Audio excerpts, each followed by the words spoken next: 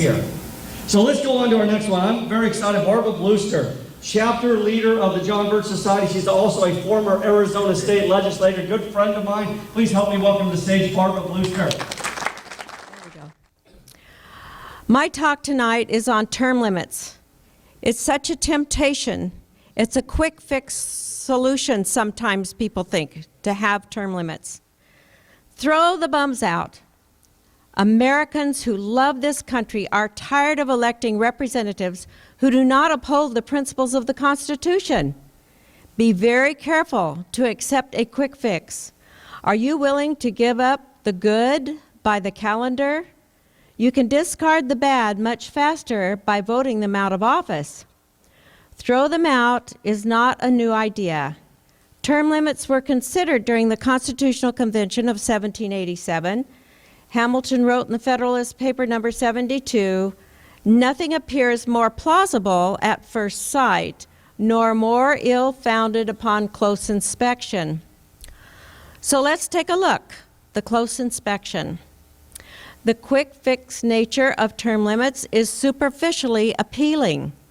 Not only because of the perceived speed by which it appears to remove an offending official, but B, term limits do not require much thought, research, or analysis on the part of the voters.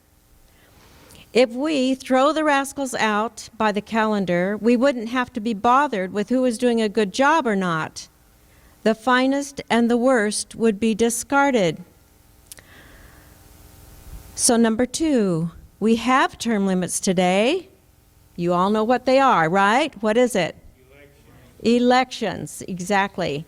Every 2 years for congressmen. We get to choose the good or the better, and the worst we can throw out if we are informed. We do not want to restrict our voter franchise. The goal, keeping the top performers, is our right, our privilege, our responsibility, and really our blessing. For 132 years, from 1657 to the Constitutional Convention of 1776, Connecticut voted every year on her rulers. The founders felt that was too often. New officials deserved to spend time learning before being terminated. So the decision was for a 2-year term. Point 3, permanency in government. To quote Roger Sherman from Connecticut, frequent elections are necessary to preserve the good behavior of rulers because it ensures their re-election. These short terms tend to give permanency to the government, stability and longevity. In spite of the socialists we have elected, we have maintained, held on to, and still have our Constitution. We must use our energy to inform ourselves about the Constitution and expect our elected officials to uphold it. Our founders provided for short terms of office, 2 years for the House, 4 years for the presidency, and 6 for the Senate. 1913 was a disastrous year for our republic, for upon the setting up of the Federal Reserve and the printing of money, World War I was immediately started just 1 year after the setting up of the Federal Reserve System, and then the direct election of senators. We moved a big step towards from being a republic to a democracy. Senators are removed from the tight discipline of protecting states' rights.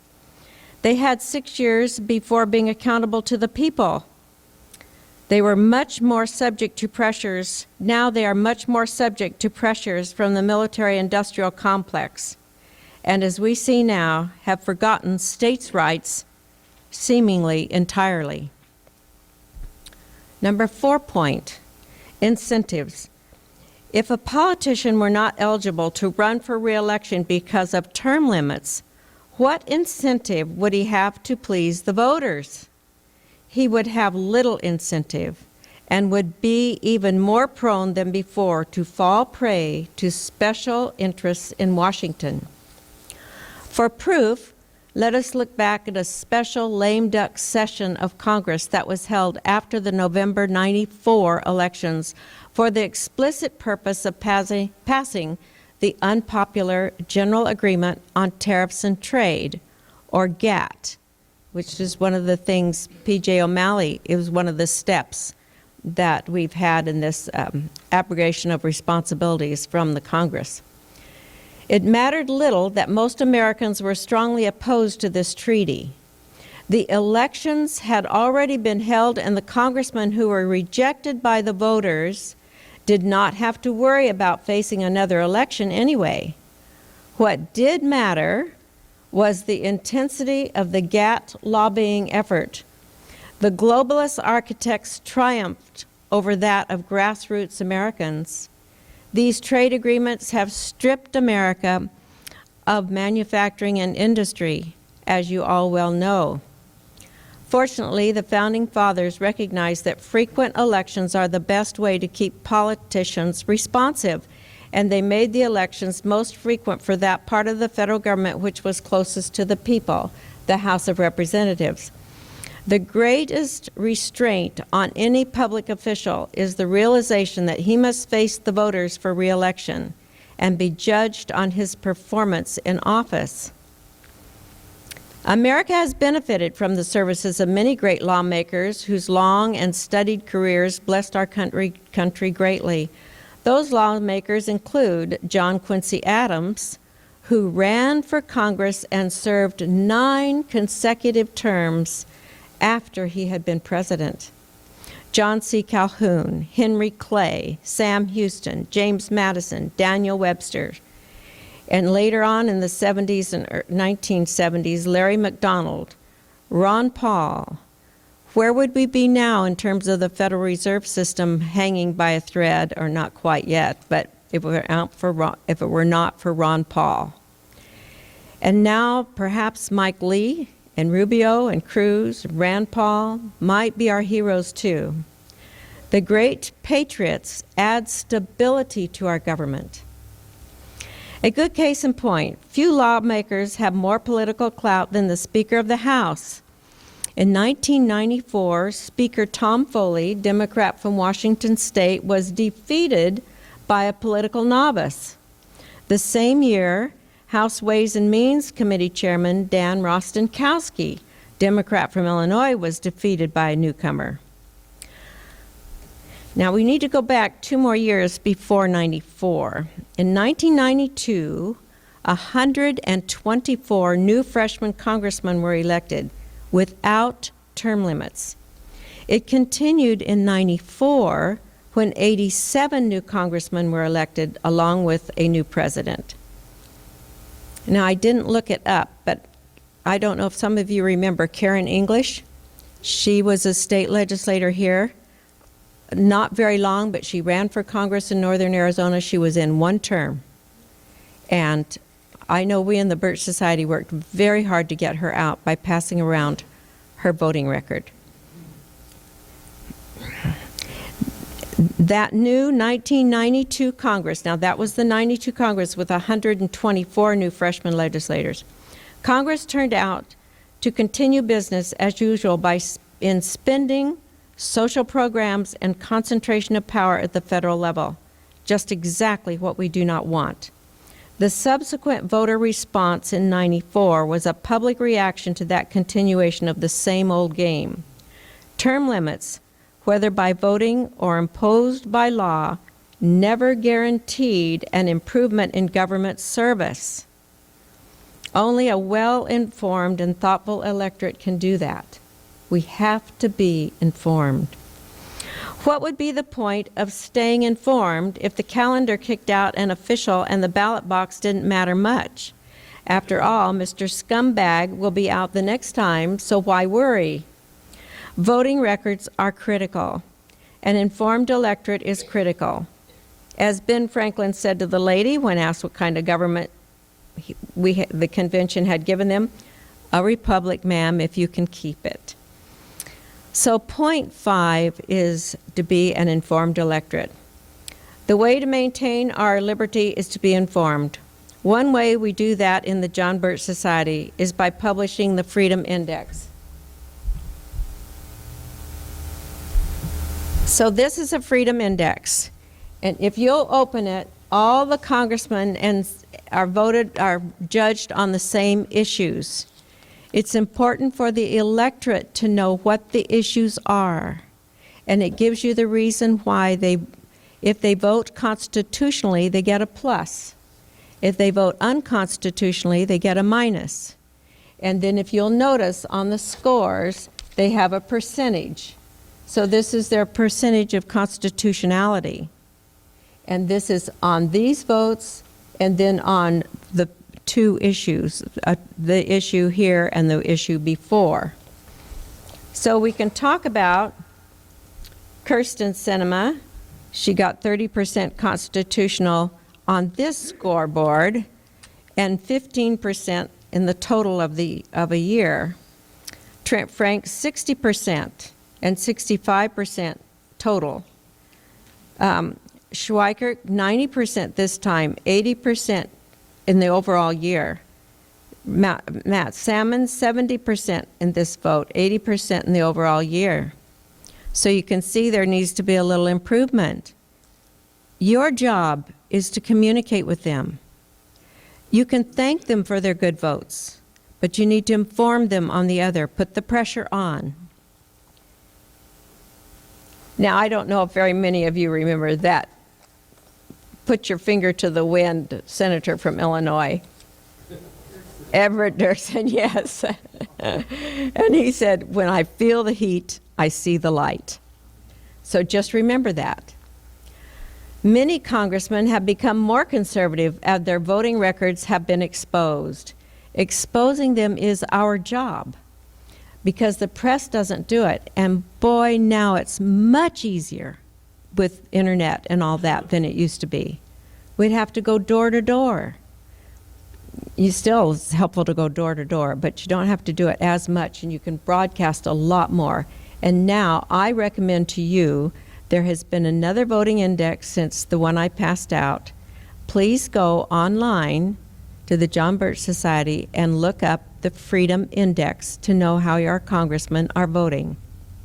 There's a good explanation, short though it is, for each one. There is little incentive to change, to straighten up, without pressure from the citizens. It really doesn't take too many. 20 people from across the district complaining about a given vote will make a ruler think twice. Pools of ex-rulers. Caution. Government paychecks, prestige, and power are terribly addictive. Term limits would create a pool of ex-congressmen and ex-senators desperate to stay on the federal payroll rather than find a real job in the private sector.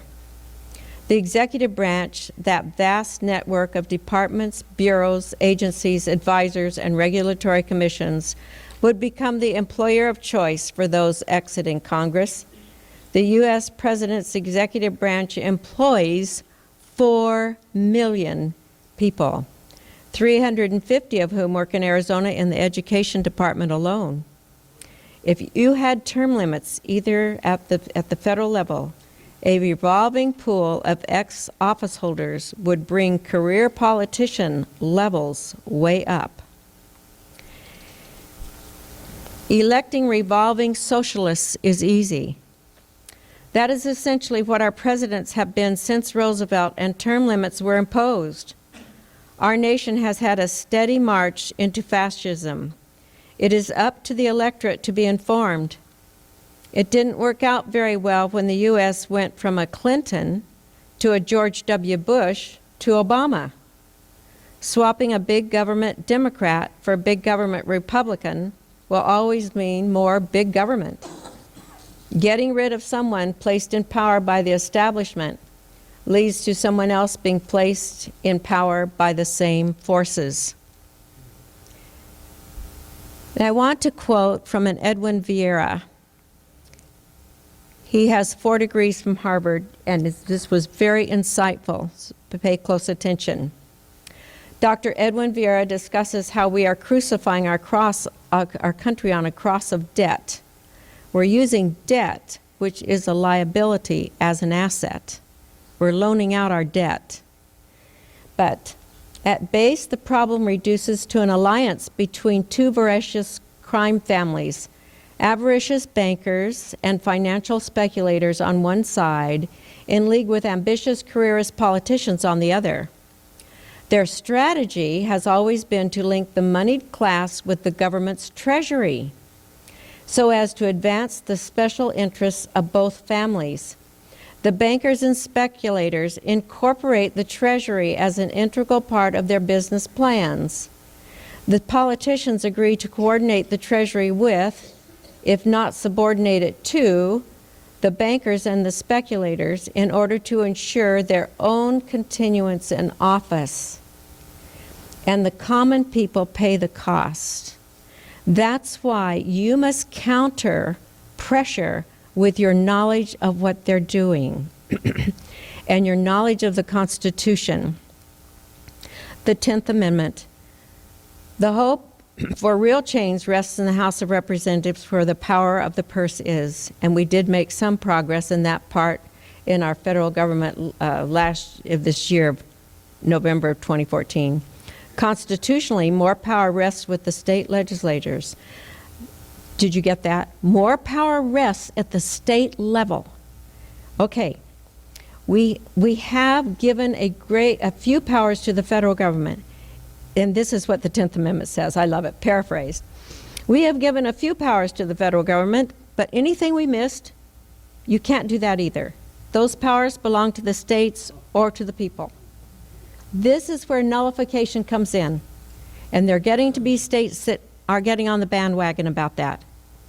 To find educated patriots that understand the conspiracy, and don't get worried about that word. You should understand now it is a conspiracy we face.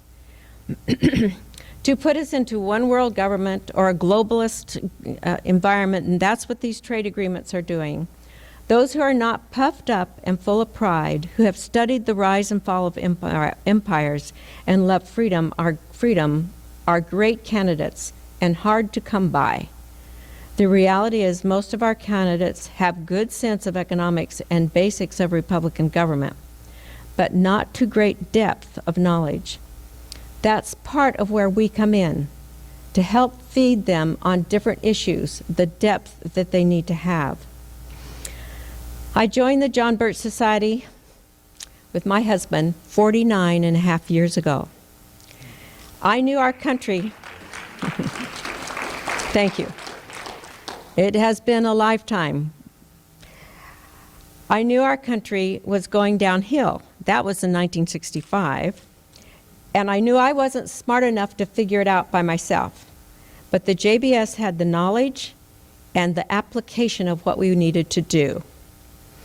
In the early years of our republic, many farmers took Plutarch into the field and studied the lives of Roman and Greek leaders and learned. We have to rid the country of federal control of education, no matter what the title. Goals 2000, Race to the Top, No Child Left Behind, or Common Core.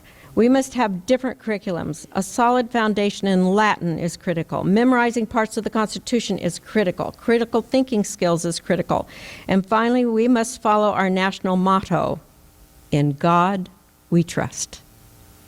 We must humble ourselves, ladies and gentlemen, ask forgiveness, and repent if we are to have providence shine on us again. I close tonight by saying we owe a debt to our founders. Many people say we owe so much to our children and our grandchildren. We owe the founders. John Adams said, chokes me up. Posterity, you will never know how much it cost the present generation to preserve your freedom. I will hope you will make good use of it. If you do not, I shall repent in heaven that I ever took half the pains to preserve it. It's up to us.